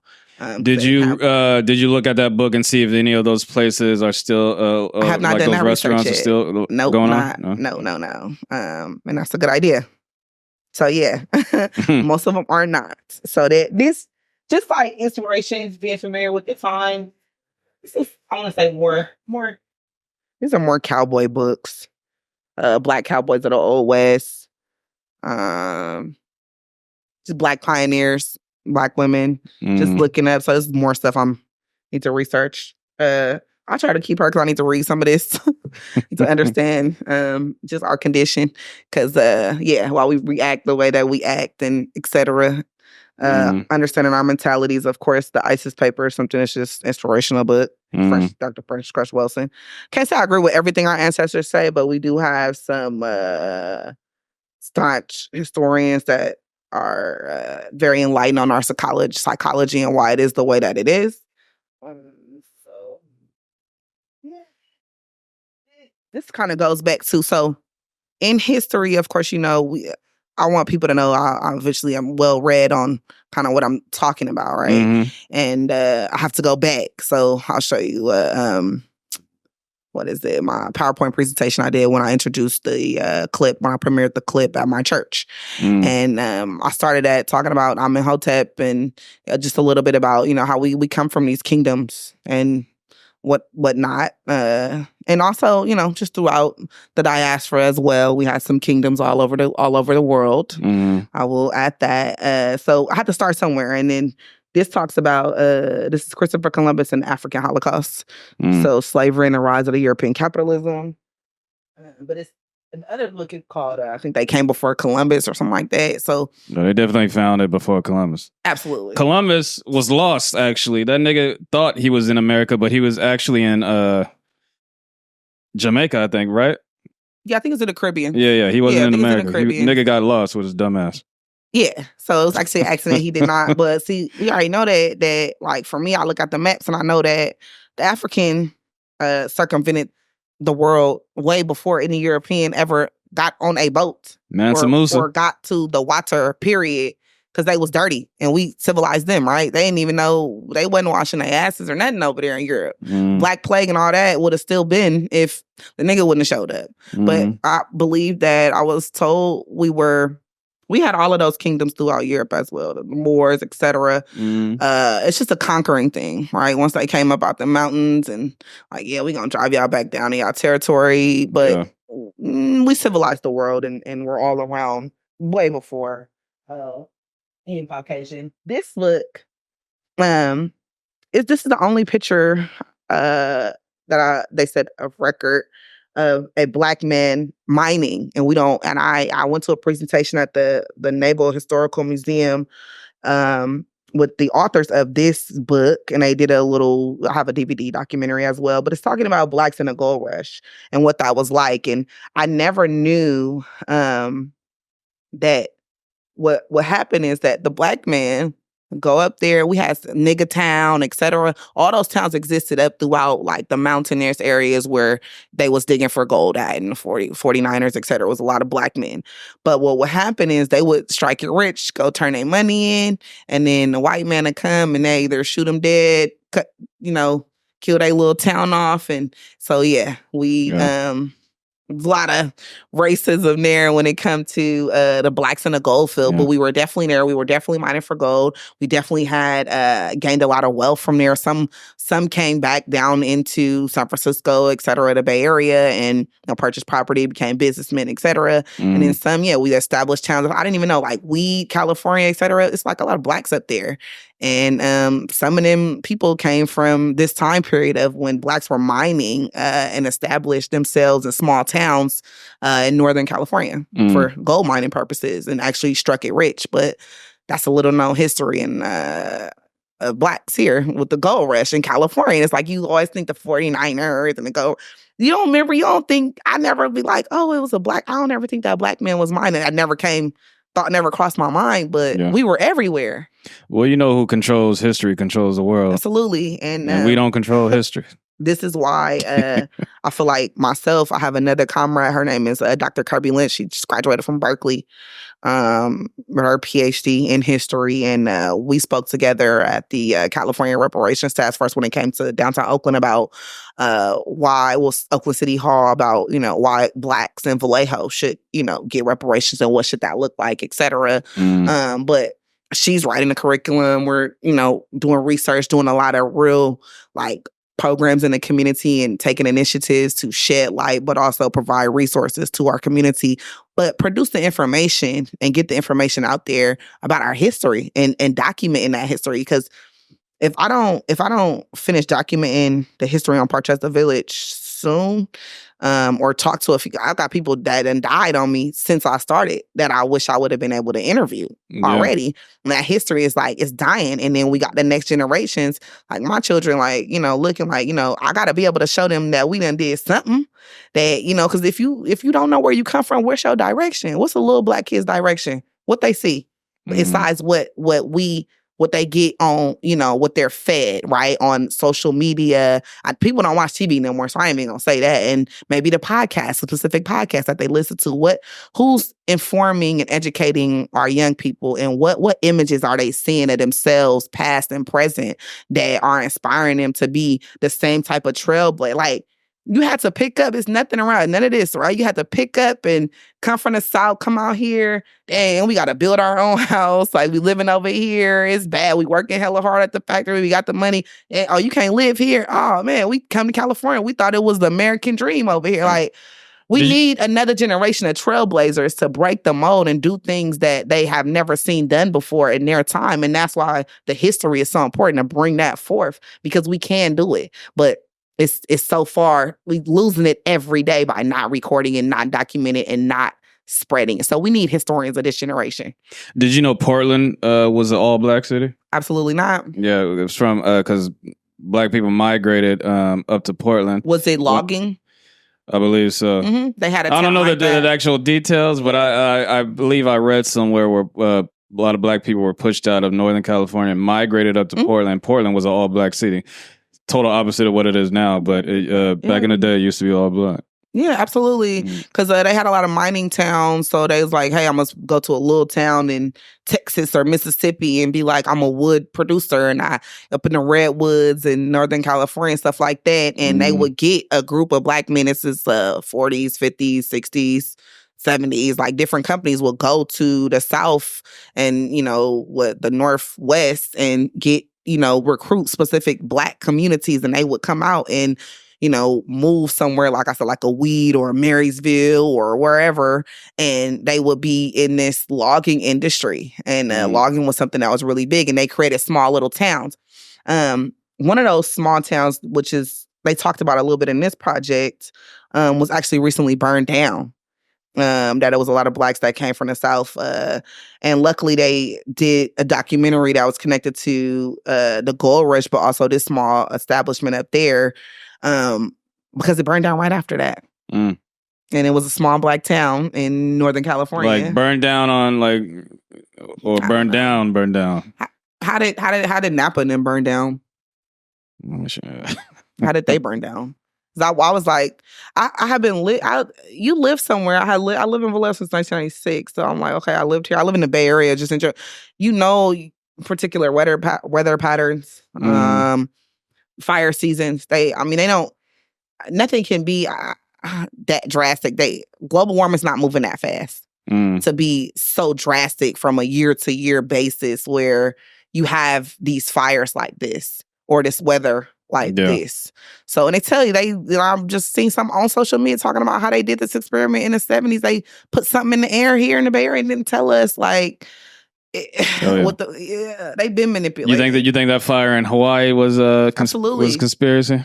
Conspiracy? No, it was a plan to wipe out Native people from their land because they wasn't selling it. And these wealthy, ultra rich, super rich people are going to go in there and buy that land and develop it. It's going to be a resort. It's going to they're doing it.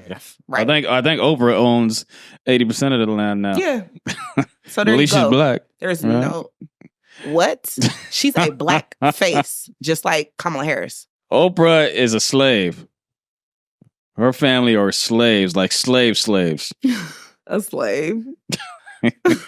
A slave. She's a Black face. Okay. They didn't let her marry the man Stedman. They didn't let her have no kids.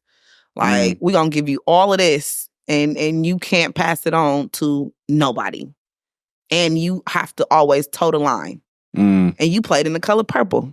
What the hell? Well, The Color Purple was directed by Steven Spielberg. Yeah. So you can't really put on that. Yeah. So you're a history major. Tell me what time in history is your most interesting? Do you think is the most interesting?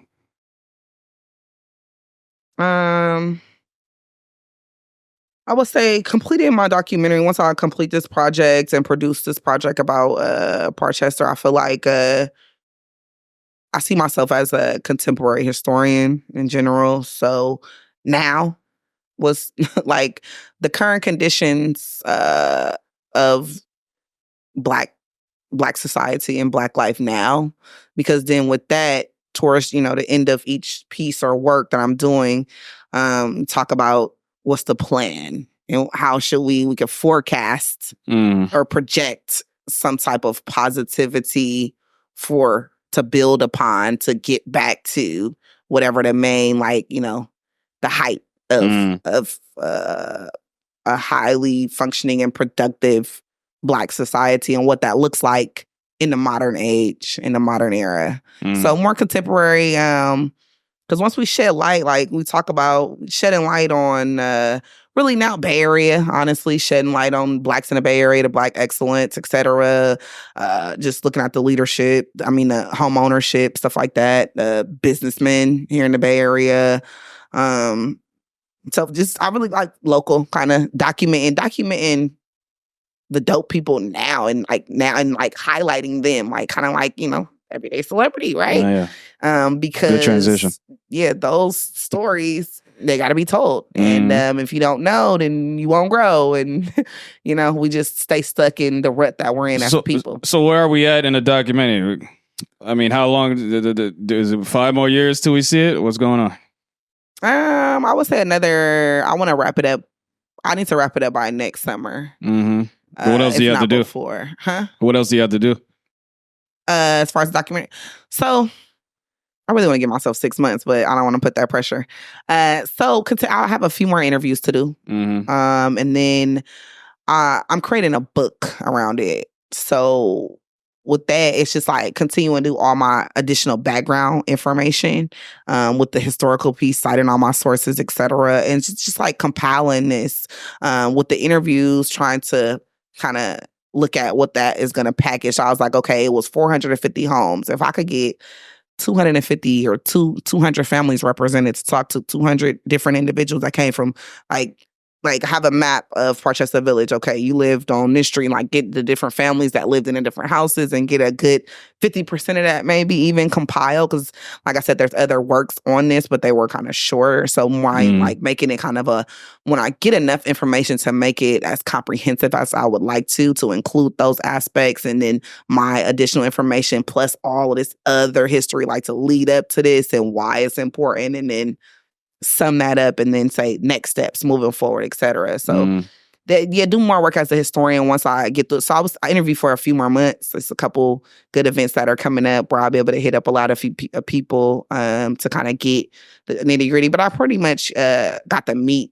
Good. Need a little bit more meat, a little bit more potatoes to the interview pieces. Because I have a lot of younger, like my generation interview, but I've really been interviewing a lot of my mom's generation because they were actually village kids. But then you got the grandkids, which was my age, that came up in Parchester, and they could tell they kind of generational side of it or whatever. If it's any more of my grandparents' age, that I can grab and they'll interview, then I will. So a couple more months of that, getting some interviews done. I had to learn how to format my interviews differently. From my last, when I just did it June 1st. I was at my church in Parchester, and I opened it up, and I had my videographer there to record me interviewing, and that format was cool. I just should have spread it out a little bit more. So I don't want people just waiting. They were waiting and reminiscing, but I wanted to flow better. So scheduling out a little bit differently for some of the other interviews. Kind of like how we're scheduled and, we have our time or whatever. Not like probably, somebody's like waiting at the door, like, okay, you're going to be next. And then, so yeah, like actually scheduling those time slots and not kind of having like an open day, because I had an open day.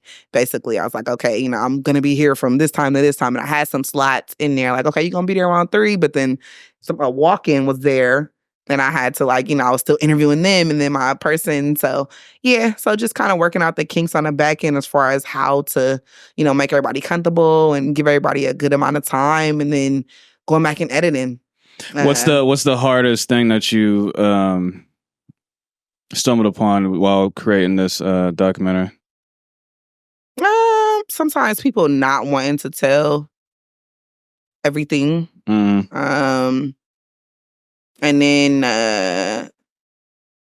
because like my mom, she's one of those people, she'd be like, oh, I forgot all about that. I'm like, oh, mom, such and so said, remember y'all did this out there? And she's like, oh, yeah. Like a lot of the segregation, like my mom, she didn't even tell me, she told me eventually she was bused to school. She was bused up Panola Valley High School. It was a riot up there. I'm like, what? Y'all had riots? She's like, oh, yeah, it was a riot.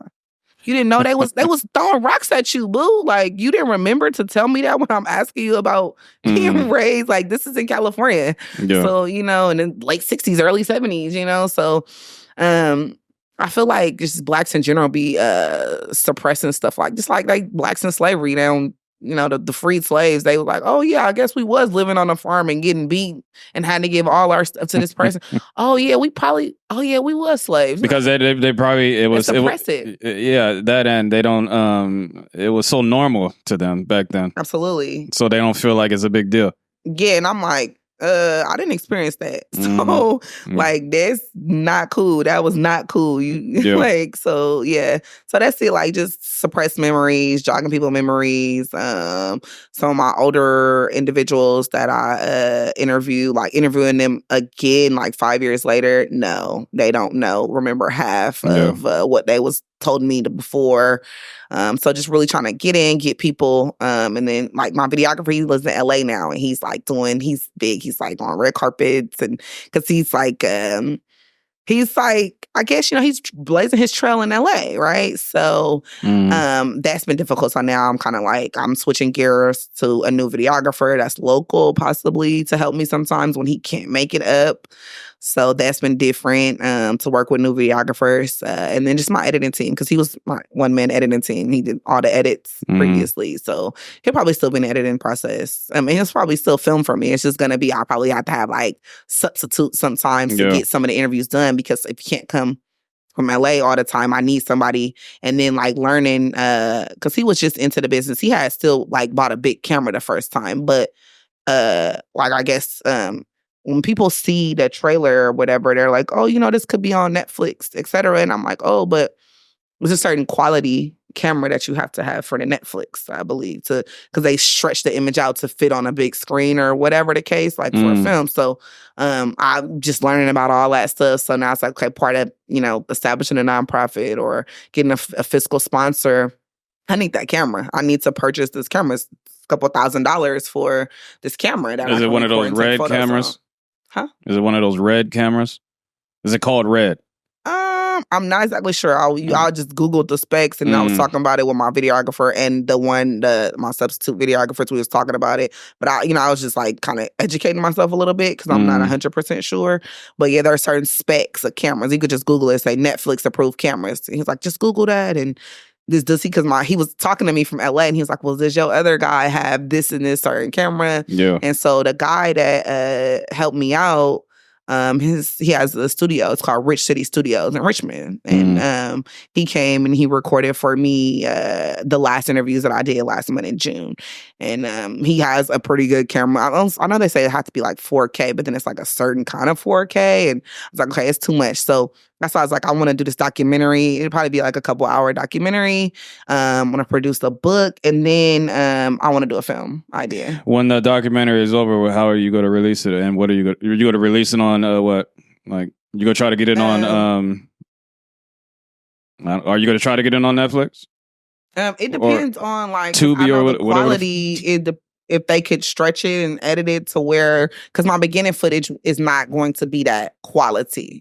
So it's a good quality, but it's not the top quality of the cameras that is required for Netflix. So I would even be okay with like releasing it, on YouTube or whatever the case may be. I mean, I'm open to that if my editing team could get the formatting down for us to go on those platforms. I'm open to those bigger platforms, because that is what I'm going to use to. I'm going to do a big, what is that called? Big premieres, of course. So I would schedule big premieres at specific places throughout the Bay Area to release it at. Yeah, you should try. Included. You should try to have a premiere at the New Parkway Theater. Are you aware of that theater in Oakland? No. Yeah, they do a lot of independent film. So yeah, you should try to talk to them and try to have it, because it's a nice theater where it's like couches and all that shit, and they have like events and speaking events and shit like that.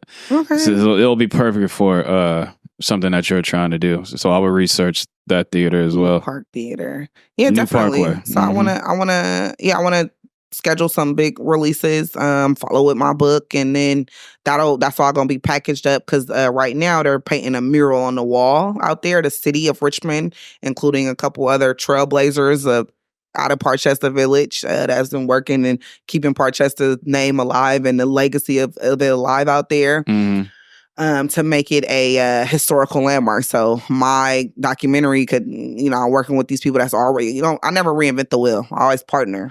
I'm not one to be like, oh, I'm doing this documentary here and hey, okay, what you doing? All right, let me give you mine, because I'm together. I'm a community builder. That's what I do.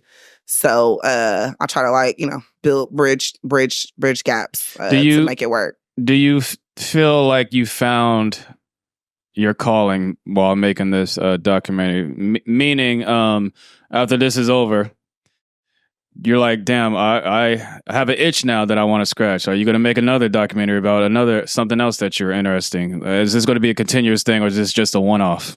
Absolutely.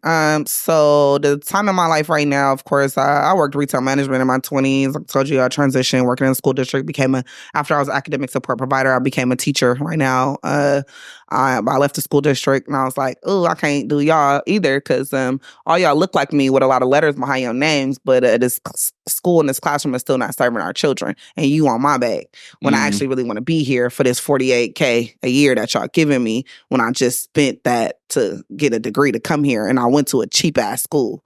So, so I left the school district, and that's when I was like, what could I do? I thought about my parents. God bless them. My dad was somewhat of an entrepreneur. He has his own landscaping business for years on the side, but he drove trucks. And I was kind of telling you earlier, he could only load and unload the trucks when he lived in Mississippi.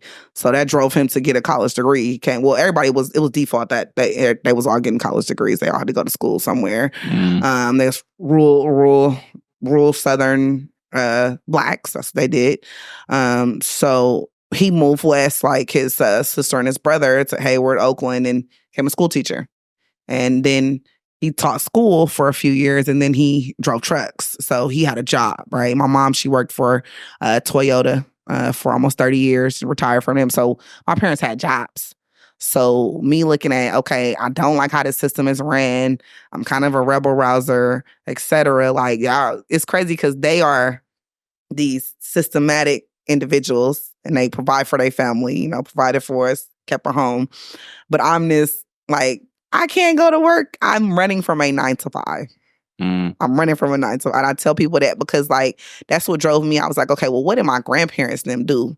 To what do I not have to go back to school to do? And that's when I came up with doing a janitorial business.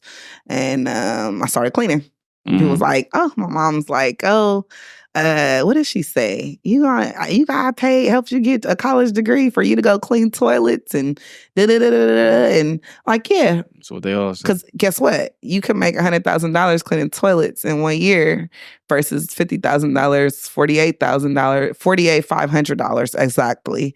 Then go deal with these people. I can make my own schedule, and I wake up every day, and I could say my income could be limitless when I wake up to go teach. Even though I love my students, I love the community, right?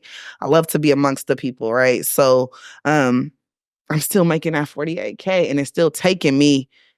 I'm at the school from 8 to 3 with the kids. School's 8 to 8:30 to 3 o'clock. I'm there. I have to be there from 8 to at least 4. Like, and that's my whole day. And I only get Saturday and Sunday to myself. So it's not a lot of time in there for creativity and to blaze your own trails, etc. Even before I had kids. So I just thought out of the box and started doing business. And from there, I'm like, nah, substitute teach. So you're not going to do any more documentaries? Absolutely, I am. Oh. So I'm moving. So after this project, I feel like this is my initial breakthrough project as a historian. And so this is just a breakout and breakthrough project for me. Okay. And then once I'm, out traveling, talking about this and, that produce some income. I need some revenue, obviously, eventually off of my book and my film. Yeah, get it on Amazon too. Yeah. That's a good thing. That's another thing. Yeah. So, after that, because I just met one of the largest, if not largest, Black pistachio farmers in California. Young guy. And I think he said his property's down in Fresno. And I met him through my friend. And he was like, I want you to do a documentary on him. So it's like, dope. I already kind of have, and he's 4th generation. I'm like, how did you...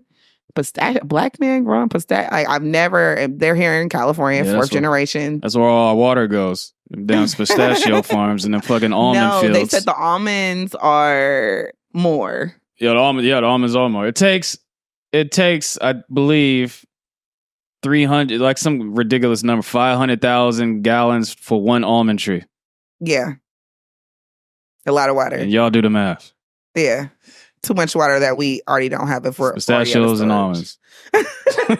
So, okay, well, I did ask him how much water it took though, but so yeah, I think that it's several things. I would love to like travel and kind of look at neighborhoods that are deteriorating. I was just in Mobile, Alabama in February, and I popped into the local historical museum, African American Museum. Got a book. I ended up seeing a live presentation from one of the individuals who worked in the civil rights area, because Montgomery, you always hear about Montgomery, but you never see Mobile. And he talked about the difference of they was trying to ride buses and etc. up the road, but we wasn't doing. We was having straight business with these white folks. We had our own business district, etc. So yeah, I love this. The place there called Africatown I had never heard of, and it's just a small little village, and that's where blacks came and established. I heard about that themselves. Yeah, so I drove through Africatown. It was where the free slaves. It was free slaves, a little town of free slaves. Right, and what that looks like today, and why, and who owns that land, and what are they going to do? There's a Whole Foods there now, huh? There's a Whole Foods there now, huh? No, it's just I'm joking. These houses, and they've done this little museum there, but it's just these houses, and they're empty. It's some of them, most of them. The little they're like shotgun houses and colonial, like that kind of era home. Yeah, a little like how you would probably see if you go into a little African village somewhere. It reminds me a little like how I probably see like a Jamaica or something a little bit, like, but the house is a little bit better structured. Still no proper drainage, because it was raining when I was down there. No proper drainage on the streets. I'm like, a lot of the houses just falling in. So we got a lot of Black history, and they have a main street. It's oh my God, I forgot what is that part. It's like right by Africatown, but it's a main street. It used to be all Black businesses. The businesses are all shuttered around that area, and now they're trying to reroute the airport over there or whatever, the main airport by the where the Blacks was at, and they just let their stuff deteriorate. But yeah, it's a lot. So traveling and shedding light on just Black excellence and what we used to be before all of these things like totally deteriorate and fall to the ground is definitely something. Like, it's like a historical hood to hood in a positive way, almost. That's how I thought about. I told my videographer, I was like, we need a historical hood to hood. I mean, we all have some, but a younger person doing it that, hopefully I can be relatable versus maybe my proteges and my mentor historians who are a little bit older, and they might not catch my audience, but I can catch a different audience, and hopefully maybe even younger folks. I'm a school teacher also, like I said, and I connect a lot with our young people in the schools, male and female. They're like, Miss Lewis. So I do it for them as an example, just like shedding light. I always want to enlighten them. I was teaching at the Continuation High School in Vallejo for my second year. I taught 2 years. I taught 1 year in 7th grade world history at the middle school I started at, and I taught a second year at the Continuation High School. 40 students attended that school. So you have to graduate from there to go back to the regular Continuation High School, not even regular school. So we had what they would consider the worst of the worst. Loved my students. Did not like the prison industrial complex school system that we were operating underneath. And that's what made me leave the school district then. Now I do it on my own terms because I substitute teach. So I can clock in when I want to, and I don't have to be there every day. But I can still be in the classrooms and in the schools and kind of see where the need is. And then I work with other community members to create what's actually really needed and filling that gap on a community aspect with my community partners. So right now in the works, we have a Saturday school that I want to talk to one of our mentors about this coming week. So Saturday school where we involve, it's for our children. And we want to include parents, especially mothers, because we need that training. Like, you are going to be, just like when you go send your kid to private school, how you're required to have so many hours as a parent volunteer, that's going to be required for the Saturday school for our children. And we already have a building. Our mentor, she's had an art gallery, Black art gallery and bookstore there for over 20 years locally in the community. She's purchasing a building now. She's already just walked the building. So no Dr. Umar Johnson here. Whatever, this is actually tangible, and it's actually going to be a resource to our people. We got to just bring some real things to fruition right now. We got to make some real moves, or else we're going to be in a bad position. Well, you don't know where you're going unless you know where you've been, and I think I said that right. Yeah, you said it right. I appreciate you coming on the podcast, explaining your life and what you're working on. Really think it's cool. Can't wait to see it. It's a story that I've never heard before, and if I had never heard it, I'm pretty sure there's a lot of other people who haven't heard it, but it's a story that needs to be told. Those little small parts of history, I think, are just as important as all these big parts of Black history as well. So, yeah, finish your shit. Stop procrastinating. Yes. It's been 5 years. Get it out there. Yes. Stop being a perfectionist. You know what I'm saying? That's what holds up a lot of artists. They're scared to put it out because they think it's not going to be received well. But sometimes I just want to be as comprehensive as possible, I guess. Like, yeah. I guess maybe not being a perfection. I just want to make sure I'm inclusive of enough. Like I have the good enough representation. So when I do put it out, I know I just can't get everybody, but I just want to capture as much as I can of the essence so people could really see that through the people I include in it. Yeah. That's pretty much it. But tell everyone where they can find you if you want to give out any information. I don't know, do you have anything where people can like donate to your cause to get your movie out? This is your time to promote whatever you want. So right now, I just made an Instagram for you late. For yes, I am, because I actually was told that by a mentor. I was like, you need to make, because I've been pushing it on my own social media, which is Patrice L. Taraji. Mm-hmm. That's on Facebook and Instagram. And then I made an Instagram, which is I Am Parchester. So it's just at I Am Parchester. Mm-hmm. I have a few little followers on there. So I just started building that Instagram page. And then, of course, once we get the nonprofit status established, and that'll be a link somewhere in there. You can, to donate, basically. So I Am Parchester on Instagram, or Patrice L. Taraji on Instagram and Facebook. That's where you can reach me. You want to spell that? You got Europeans listening to this too. So Patrice L. Taraji is PATRICE _L _Taraji TARAJI. Both at, those are Instagram and Facebook. Those are mine. And then for the project, it's I Am Parchester. Let me not spell. It's IAMPARCHESTER. I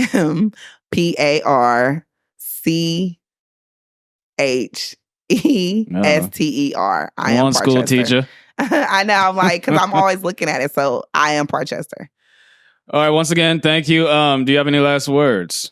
I just want to say, I just really appreciate you taking the time out to have me on the podcast. And I'm super humble, and I'm excited to see the final result and get the podcast out. Yeah. I mean, can't wait to see the movie. This is Everyday Celebrity Podcast, and we are out. You.